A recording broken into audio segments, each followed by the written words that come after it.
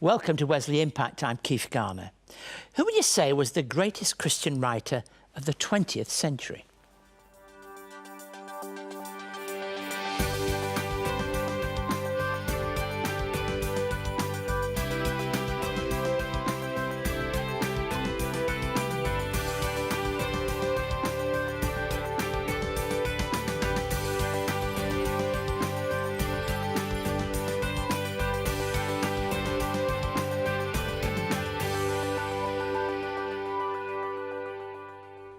Well, thanks for joining us today. I'm glad you're with us for the beginning of Advent, that climb up to Christmas, but an important season in itself.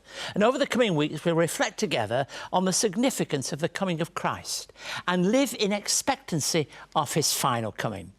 This is a significant time. In the 4 weeks leading up to Christmas Day, we're asked to do things that somehow are opposite to the mad rush that we've customarily seemed to understand as Christmas. It's a time that asks us to wait and prepare, to wait with anticipation and a longing for the Messiah, as those did at the first Christmas, and to prepare with joy for the season. I'll talk more about that in the coming weeks as we move through Advent and on to Christmas Day. Now, I asked you who you might think and consider to be the greatest Christian writer of the 20th century.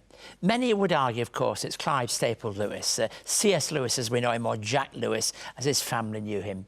He wrote many books and articles about the Christian faith and has been quoted, debated by many theologians, and I think for many is the great Christian apologist. His work includes fiction and non-fiction, and a common theme in Lewis's body of work is his understanding of God. It underpins everything and enables us to understand the kind of person he was and how the Christian faith can be relevant to all of us. There's no doubt that his body of work has influenced and shaped the opinions of many church leaders and scholars and continues to do so today. Titles such as my favourite, Mere Christianity, The Problem of Pain, The Great Divorce, they encourage the reader to consider how the Christian faith might be relevant. And of course the fiction, and I think it's a bit more than just fiction, books like The Lion, the Witch and the Wardrobe, The Chronicles of Narnia have been adapted onto the big screen, and they need no introduction even to a modern audience. Perhaps Lewis's most provocative work is one of his shorter pieces, the Screwtape Letters. Lewis dedicated this book to his good friend, Tolkien, and it's considered by many to be a classic on spiritual conflict and the invisible realities which are part of the Christian life. Today, I'll be speaking with Hailey McQueen, an actor, drama teacher and theatrical director who's adapted the Lewis classic into a stage play that will be touring around the east coast of Australia in the coming months. We'll be joined by Yannick Laurie, the actor who's playing Screwtape in the stage play, who'll perform an excerpt from the play. It's a sneak peek worth watching. And then later in the programme, I'll be speaking about being prepared for the long preparation for the coming of Christ. I'll be referring to the challenging passage in Matthew's Gospel, Matthew 24, which contains several sections focusing on spiritual preparedness. The theme is straightforward. That doesn't mean to say that we always get it right, being ready for the coming of Christ. I mentioned that today I'll be speaking with Hailey McQueen, an actor, a drama teacher and a theatrical director who's adapted the Screwtape Letters into this stage play, and who'll be touring with the show. In her various roles, Hailey knows all too well the importance of using one's creativity to communicate a message. At Wesley Mission, we work with a wide range of people with all levels of ability in just about every area of life, and creative expression is an important part of our programmes. Through our disability services work, we encourage people to focus on their ability and to use a paintbrush as part of their expression of self and their faith.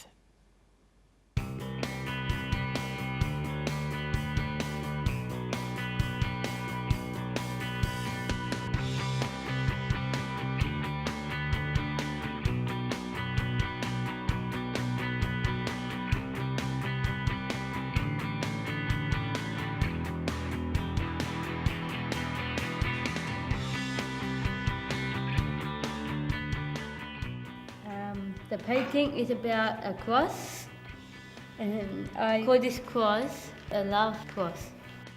Yellow pattern, orange, green pattern, pink, blue, they're all my favourite colours.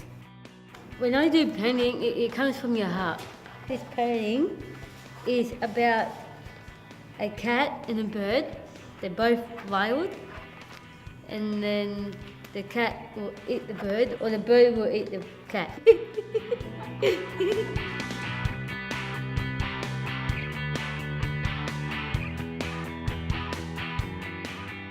I am a children's picture book illustrator and a portraitist. I was quite interested in advocate the people with disability and also the carers. So I really wanted to join this project to assist people. But also I wanted them to find the joy in drawing, have fun and then share joy with others, and above all, now today they take initiative. I'm sure they can draw without me. That's a wonderful thing. Yes.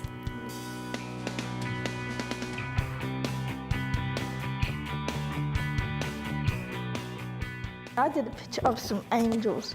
They're angels and one's white and one's black because God isn't a racist.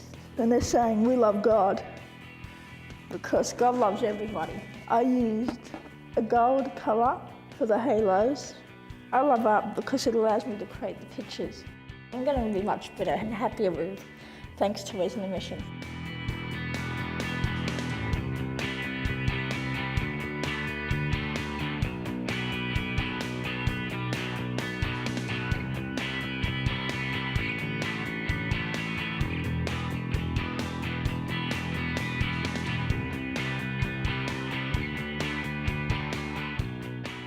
Wesley Mission actually has backed up me because they provided us these materials and also the calm and quiet space we can concentrate on this project.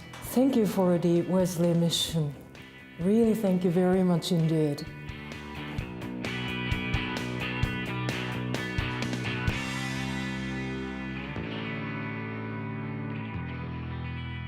If you would like to see more of the work of Wesley Mission, visit wesleymission.org.au.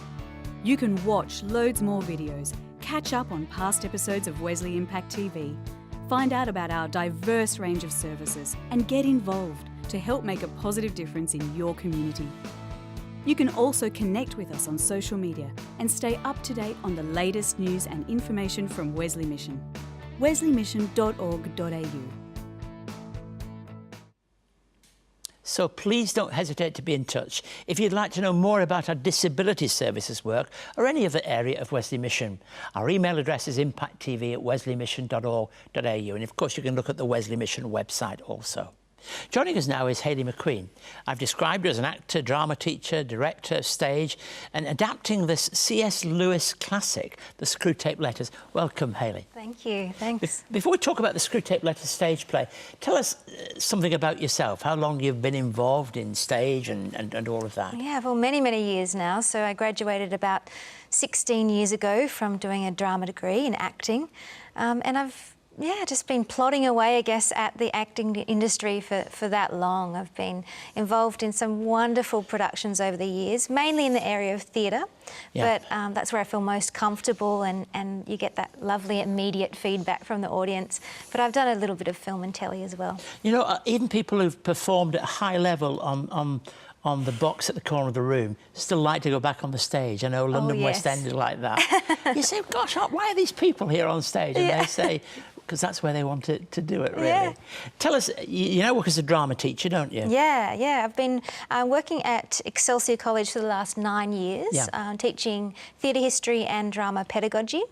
And that's been wonderful, just getting alongside the students. Drama pedagogy? Yeah. What's that? So pedagogy means to teach. So, it's the way in which it's communicated. Exactly. So how can we use drama to teach? All the ways in which it can create change and educate. Yeah, it's exciting. Now, why the Screwtape Letters? I mean, I almost know the answer to that when I ask the question, but why? Well, I read it when I was in my early 20s, and some of the profound insights just stuck with me over the years. And I think the character of Screwtape is one of the greatest literary characters of the 20th century, and the subject matter, this idea that the choices we make have a direct impact on the life we lead, and that perhaps there is a spiritual realm, powers, principalities at work moving us towards particular choices. And I loved those two things. So the character and the subject matter, I thought, just lended itself beautifully to being... And Lewis takes the thought of temptation and being pulled in a very serious way, doesn't he? He does.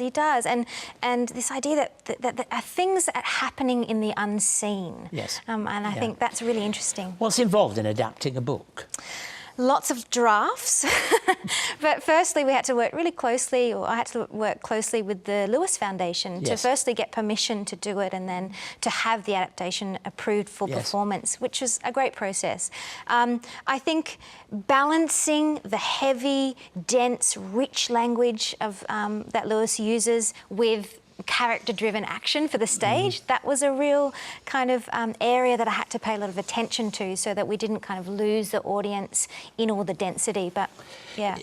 It's important to get the cast right, isn't it? You know, I often see when credits come up and they say the cast director, you think, oh, what kind of job is that? But it's very, very important. And particularly in this, when it's a new work, that you have to have actors that can create something from scratch. There's no reference point. And also the audience will come with a sense of who Screwtape should be. So one of your actors, Yannick Laurie, who is playing Screwtape, is with us today, and he'll give us a sneak peek of the play. Let's see a scene. Tell us the story leading up to where Yannick performs. So the letters are a series of conversations between his nephew, a junior tempter, and Screwtape, who's a senior demon, and he guides Wormwood as to the best ways to tempt the assigned human. And so this letter is in response to the human having just kind of become a Christian, and it's him tempting him through prayer, the area of prayer.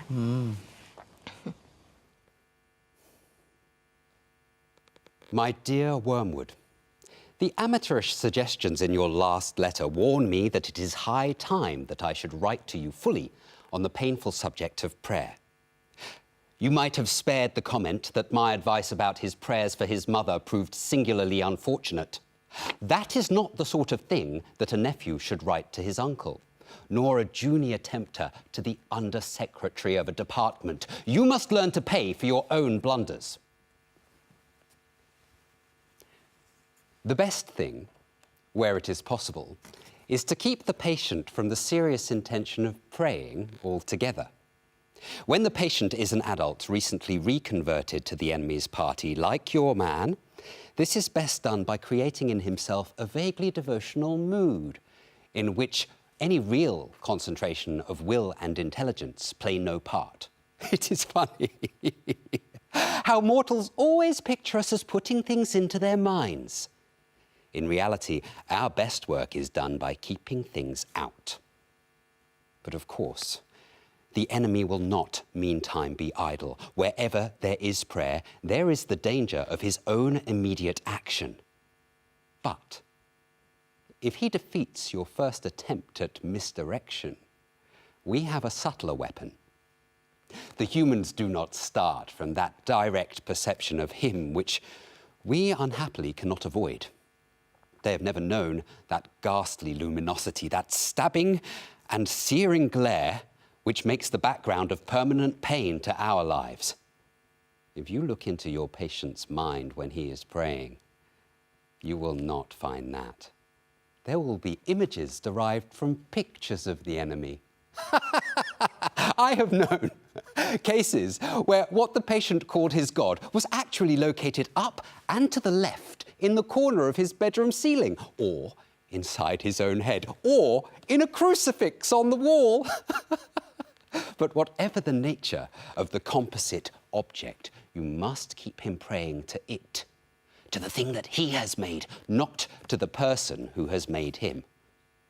If he ever directs his prayers, not to what I think thou art, but to what thou knowest thyself to be, our situation is at that moment desperate. Once all his thoughts and images have been flung aside and the man trusts himself to the completely real, external, invisible presence there with him in the room and never knowable by him as he is known by it, why, it is then that the incalculable may occur. In avoiding this situation, the real nakedness of the soul in prayer, you will be helped by the fact that the humans themselves do not desire it as much as they suppose. There's such a thing as getting more than they bargained for. Your affectionate uncle, Screwtape. He frightens me, you know. You're touring the show at the present time. Yes. Along the East Coast. Whereabouts and how can people find out? So we just opened in Sydney. We move on to Melbourne and then Canberra. And they can find out all the details on our website, www.screwtapeshow.com.au. And can they get tickets that way? Yes, absolutely, through that website. Well, that's super. I hope the show is a great success. We look forward to hearing more about your career and how it develops. And you've got a little one at home who's going to soon be walking. Yes. Gosh, that's as big a job as you'll do anywhere once that happens. Yeah, absolutely. I hope the show is a great success and that we see many more adaptations. Have you other classic Christian things that you've got in mind that you might have to go at? No, not yet. We're not sure. We might do another season of Screwtape in some other states. Yeah, yeah, super. And thank you ever so much for not only coming and talking about it, but giving us a taste, as it were. I think that taste was enough to make us want to think, you know, gosh. And we all sense, I mean, in a real spiritual sense, this is not just a performance, it's a real spiritual issue, isn't it? Absolutely. How we are kept away. Yeah. And as Lewis and other people have contended, best thing the devil ever did was make us laugh at him. Right. And consider him unimportant and That's insignificant. Right. Fantastic. God bless you. And thank you very much indeed. Over the years of Wesley Impact, Keith Garner has had hundreds of conversations sharing stories of hope, resilience, love and the Christian faith. Perspectives on Faith and Sport is a collection of inspiring and insightful conversations with people who are champions in their field, including Commonwealth Games gold medalist Deb Lovely, tennis great Margaret Court, Olympic swimmer Elka Whalen, long distance runner Eloise Wellings, Olympic gold medalist Duncan Armstrong, and two-time boxing world champion Nigel Benn. Each conversation shares a unique perspective on sport and the achievements of notable sporting greats, and collectively presents a broad cross-section of athletes and how their faith has changed their lives. Perspectives on Faith and Sport is the second instalment of a three-part series and is available now from Wesley Mission. To find out more, contact Wesley Mission on 02 9263 5555 or email impacttv@wesleymission.org.au. On this first Sunday of Advent, I think I want to talk about one of the most celebrated games that children play the world over. It's got to be hide and seek. Children play it in Africa, Asia, Latin America, Australia, Britain, everywhere. And in the game, some person is designated as it, you're on. And he or she would close their eyes and count to 10, and all the other people taking part in the game would go and hide. And then there'd be those words that they're familiar to us all, I'm sure, where the person that's on says, coming, ready or not. And it's fun if you can avoid him coming to look for you, if you can avoid him finding you. You're hidden behind the couch, you're hidden in a particular corner of the playground. Whatever it is, you're hidden away. And I think something of that kind of sentiment is appropriate on this particular Sunday of the year. I want to read to you from Matthew's Gospel, chapter 24, and just really a few short verses, 3 verses actually, 42 through to 44.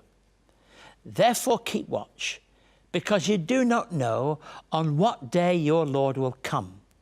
But understand this, if the owner of the house had known at what time of the night the thief was coming, he would have kept watch and would not have let his house be broken into.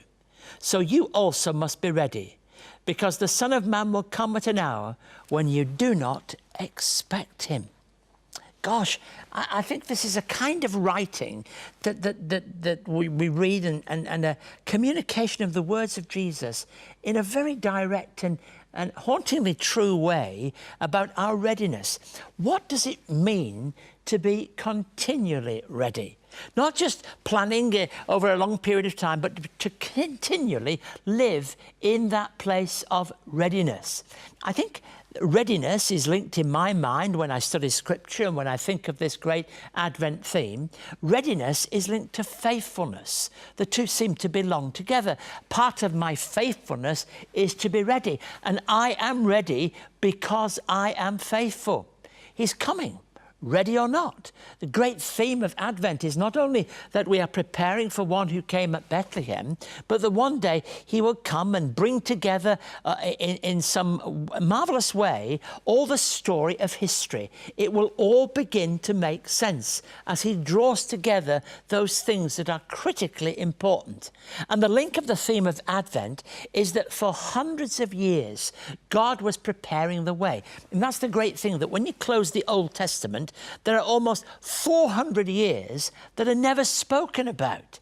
And in those 400 years, there's a kind of prophetic silence. And yet, God burst onto the scene in the wilderness. John the Baptist comes, and we shall hear more about him in the coming weeks of Advent. And God is preparing the way for his amazing coming.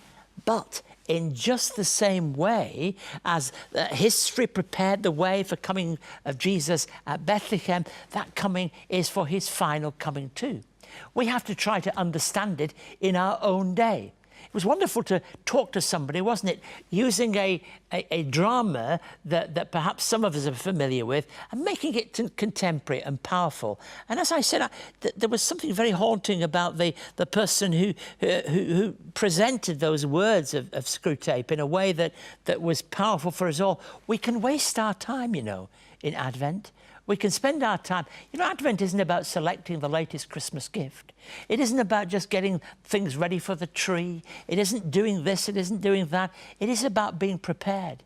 Being prepared for the coming of Jesus Christ. Being prepared for all the implications of that coming in terms of our own life and in terms of the world in which we live. Some of the strongest words are about this season of the year. Judgment. Stories about repentance. They're all big words, and they're all the themes of Advent, which is why the colour for those people who have liturgical colours is purple. It's why the season isn't just about crackers and fun. It's not about all those things. The trouble is, as I've said to my congregation over many, many years, the biggest challenge a Christian minister has during Advent is holding Christmas back and allowing ourselves to really appreciate, enjoy, and be confronted by the power of Advent and all it has to say. And in the same way as those children play that game, whether it be in the bush or the city, in Africa or Australia, in Britain or Belize, wherever people play that game, the truth is that there is a readiness that has to be there. We can hide. In that moment, we might have to be still and hope we're not going to be found. But the truth is, in Advent, there will come a time when we'll all be found out, when all the things that expose our lives will be out for all to see. And our readiness is one of trust and confidence in God, to know that our lives can be hidden with Christ in God, that our lives can be made and remade in Jesus Christ. So I don't know if you're beginning to feel that Christmas has arrived. It certainly arrived months ago in the shops. It's arrived such a long time ago in the business world.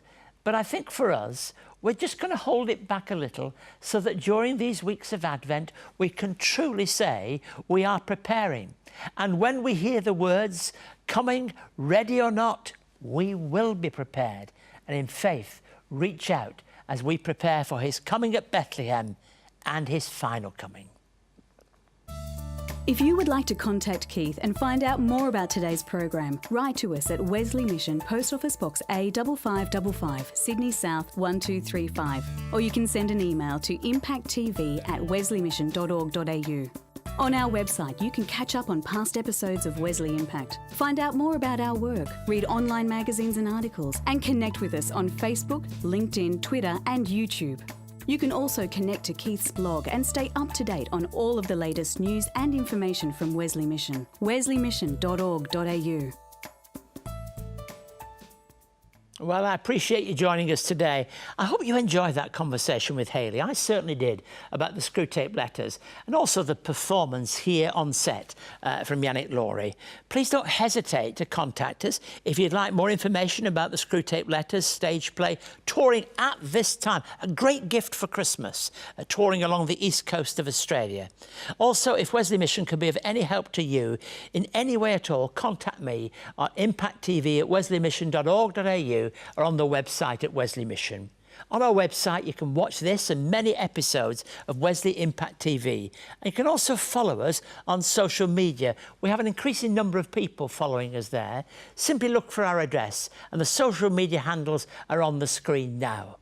I always look forward to hearing from people. Thanks again for joining us today. And I'm looking forward to continuing this journey through Advent at the same time next week. Thank you, and may God bless you richly through this Advent season.